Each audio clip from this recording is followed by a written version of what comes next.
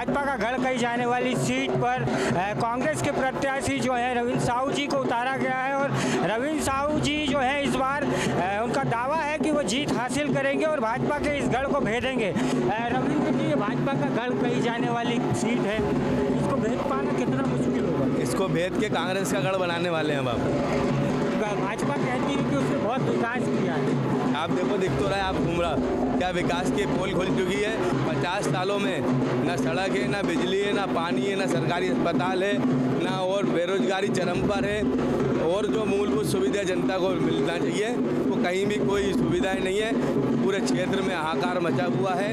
इस सम्मानीय विधायक जी को यहाँ प्रचार से भगा दिया गया है, पुतले जला दिए गए, तो और क्या चाहिए आपको?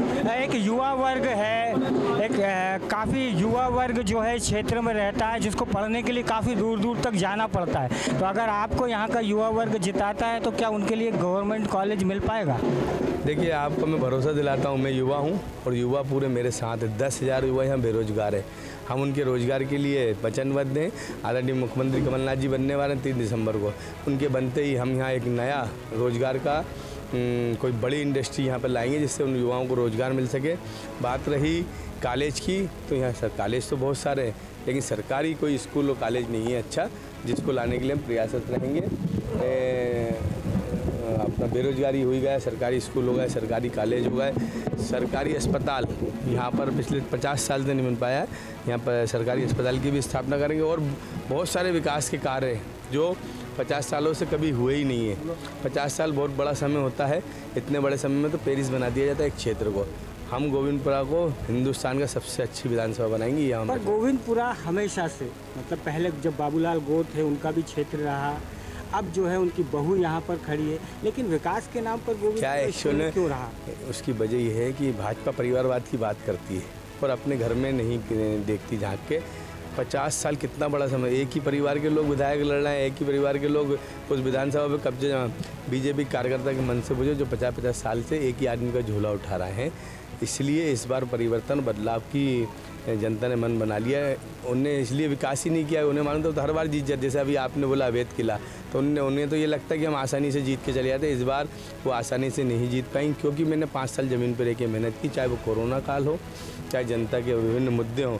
हमने कोरोना काल में अकेले अपनी जान पे खेल के लड़ी है, जब जनप्रतिनिधि घर पे सो रहे थे अपनी मौत के डर से। ये देखो आप, ये नाले का देखो माता जी, यहाँ यही स्थिति हर क्षेत्र की है। मैं जहाँ जा रहा हूँ ना, वहाँ यही स्थिति है।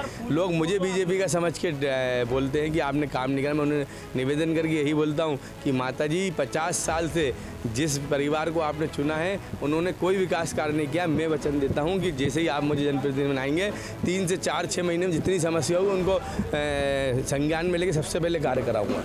देखिए, एक मुद्दा ये भी आता है कि भाजपा ने सड़कों का विकास किया, साथ में अपनी जेबों का भी विकास किया।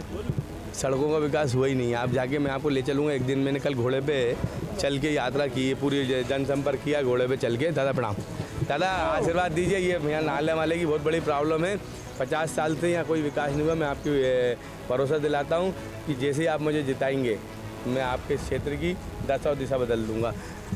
सड़क का विकास होता तो ये क्षेत्र में इतना जो विरोध हो रहा है वो नहीं होता। नल घर घर नर्मदा जी का पोस्टर तो इतना विरोध नहीं होता। बिजली, सीवेज, नाले, इतनी हालत ख़राब है। देखिए आप, ये क्या स्थिति सामने देखिए भैया, ये दिखाइए रास्ता सामने दिखाई। ये स्थिति ये छोटी सी दिखा रहा हूँ। मैं कल 62-67 में गया, इतनी सारी जगह गया हूँ, वहाँ स्थिति लोग घर के बाजू से नाले बह रहे हैं। तो इसलिए बहुत सारा मामला गड़बड़ है। इस बार जनता परिवर्तन का मन बता चुकी है और बदलाव इस बार विधानसभा हम इतिहास रचेंगे। अवैध के लोगों को तोड़ के ये कांग्रेस का किला बनाया जाएगा। तो मतलब झूमर वाला जो है, सुरेंद्र साहू झूमर वाला, वो इस बार भाजपा के खाली झूमर में बल्ब जरूर जलाएगा? नहीं, रविंद्र साहू झूमर वाला अकेला नहीं, पूरी पार्टी के कार्यकर्ता, पूरी पार्टी के नेता मिलके इस गोविंदपुरा में हर जगह झूमर जैसे चमकाएंगे, जिससे आने वाले समय में इस गोविंदपुरा की पूरे देश में अलग पहचान हो।